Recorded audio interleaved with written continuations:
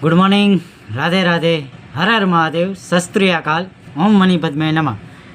હવે વ્યભિચાર અંગે શિક્ષણ આપવામાં આવ્યું છે કે ભાઈ વ્યભિચાર ના કરવો જોઈએ.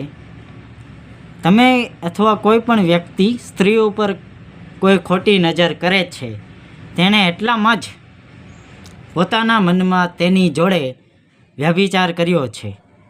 માટે જો તમને તમારી જમણી આંખ ઠોકર ખવડાવે તો તેને કાઢી નાખીને ફેંકી દો, કેમ કે તારા અવયવોમાંનો એકનો નાશ થાય, આખું શરીર નરકમાં ના જાય. એ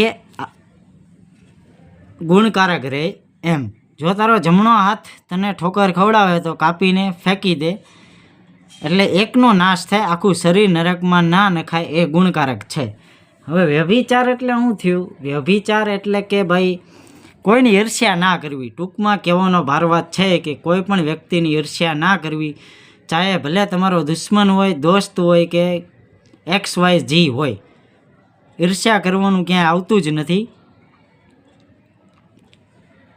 ઈર્ષ્યા ના કરવી, બધાની સારું થાય એવી ભાવના રાખવી, ડાઉન ટુ અર્થ રહેવું, પ્રકૃતિ સાથે કનેક્ટ રહેવું,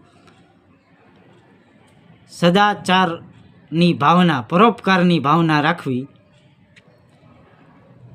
જગતને તમે અલગ નજરિયાથી જોવો, નિર્મલ આંખોથી જોવો તો જગત આખું તમને નિર્મલ લાગે, અને બીજા કોન્સેપ્ટથી જોવો તો જગત તમને સારું ના લાગે. બરાબર?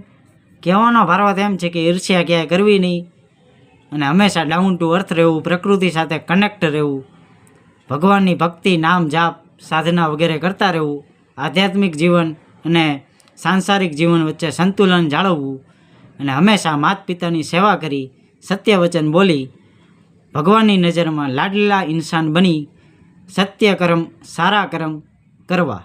વિડીયો પસંદ આવે તો લાઈક કરો, કોમેન્ટ કરો, સબસ્ક્રાઈબ કરો. ઓથેન્ટિક લલિત પડાયા 777. હર હર મહાદેવ.